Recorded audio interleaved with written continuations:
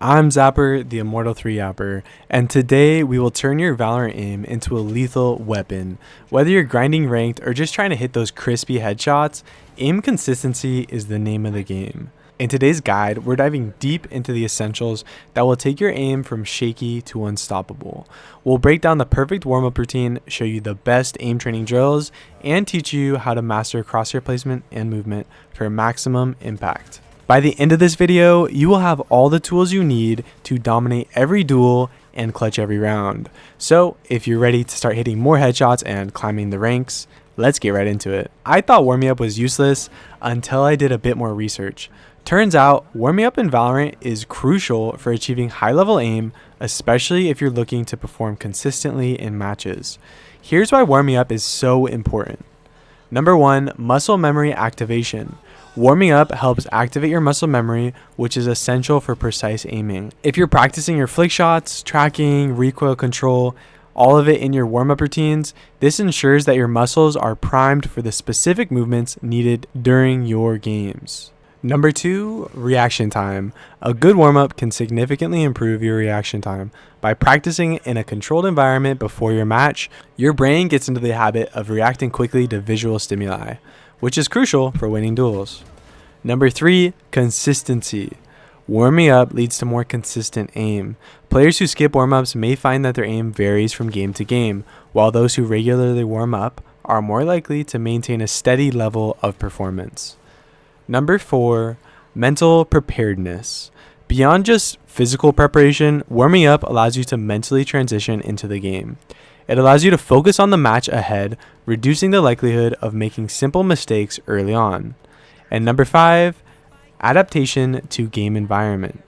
Each session can feel a little different due to factors such as your physical state or the environment itself. Warming up allows you to adjust these variables, ensuring that you're fully acclimated to the in-game environment, such as sensitivity and movement dynamics. For all these reasons, top-tier players almost always include a warm-up routine as part of their preparation before playing any competitive matches. As for my warm-up, first off, I play 30 minutes of Kovacs or AimLab before loading into Valorant. This doubles as a warm-up and aim training. Having this extra time in the aim trainer during the warm-up helps guarantee that you're giving yourself enough time to be mentally and physically prepared for the match. And you know what? It also has an added long-term benefit of consistent aim improvement. I've heard people say that once you reach a certain level of aim, you don't need to train anymore. But this couldn't be more wrong. Over time, the players who continue their training will beat out the players who stopped. And if you really care about improving, you should be constantly refining your mechanics. We as a society are constantly growing and maturing, and if you want to be the best, you got to stay a step ahead. These are the scenarios I typically play. I try to focus my effort on my weakest areas first. And here's a secret tip for you guys. You can actually increase your precision by using a small crosshair. This allows you to more accurately see where you're aiming. Sometimes with a big crosshair, it might look like you're on target when you're actually still slightly off. After I finish aim training, I open up Valorant and play 1 to 3 death matches. This could be regular deathmatch or team deathmatch. I like to switch back and forth depending on how I'm feeling. This is a crucial step too, because in Valorant, enemies will have different movement patterns than you'd see into your typical aim training session. Not to mention, you yourself need to be moving as well. By playing deathmatch directly after your aim training, we help our brain close that gap between these little differences and nuances that you find between aim training and in the actual game. Like I said, 1 to 3 DMs is going to be the sweet spot, but it's important to play it by feel. Just make sure that your aim is feeling up to par before you actually click that queue up button for ranked. You can even aim train while in queue if you're up for it, but for me personally, this is often too much, especially since I warm up a little longer than most people. Crosshair placement. I'll keep it short, but good crosshair placement is actually pretty simple. You got to use angle advantage to judge how to place your crosshair. If you're closer to the angle than your enemy, then you should pre-aim into the wall before peeking out. If you're farther from the angle than your enemy, well, you should track the corner. Usually, putting your crosshair a little bit away from the corner is best. This just helps compensate for your reaction time. When holding, you're going to want to use wide crosshair placement if the enemy is stomping their feet or if you're playing an angle that you don't think they expect. Close crosshair placement can also be good when the enemy is taking space quietly, or if you are at a predictable angle. Movement. Yeah, you've heard it 100 times, but have you stopped crouching yet? It's important, not because crouching's bad. In fact, crouching should be utilized in every match you play. If you go an entire game without crouching, you're definitely doing it wrong. The reason you should crouch less is actually because the action of crouching is committatory. So by crouching, you are telling the enemy that you won't be moving anymore. You instantly become less predictable if you just don't crouch. Think of it this way. Once you crouch, you become an immobile target. If you're still standing though, you have the potential to move left, right, crouch, or even just stand still. Having 4 options to choose from allows you to be much less predictable than just one option. But knowing this allows us to simplify our aim. A big problem lots of players encounter is they make their movement as erratic as possible in order to become a harder target. Unfortunately, this results in the same exact thing as crouching. You're essentially telling the enemy that you're committing to a specific movement pattern, and oftentimes being erratic will not only make aiming harder for you, but on the enemy's screen you're barely even moving. So the solution for this is actually to be very careful and delicate with your movements. You got to be demure.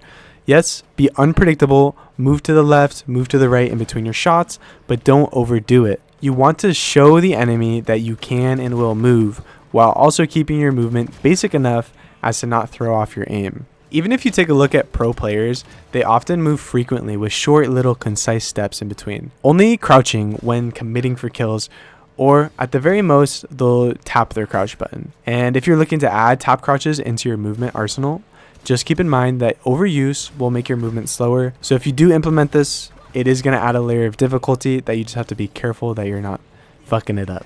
Why aim training works. Aim training is highly beneficial in Valorant, especially if you want to improve your mechanical skills and become a more effective player. Here's how it helps. Number 1, improves precision and accuracy. Aim training allows you to practice precise crosshair placement and movement, which is essential in a game like Valorant where headshots often decide the outcome of duels.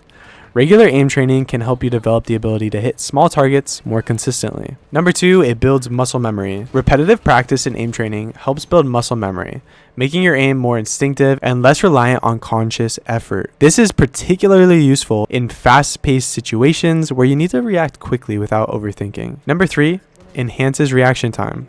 Dedicated aim training routines often include exercises that improve your reaction time in Valorant. The ability to quickly react to an opponent appearing on your screen can give you a crazy advantage. And the lower elo you are, the better this advantage is going to be. Number 4, improves flick shots and tracking. Aim training exercises help you refine different types of aiming techniques. This can be your ability to quickly move your crosshair to an enemy and firing, or even just keeping your crosshair on target when they're moving to the left and to the right, both of which are crucial in Valorant.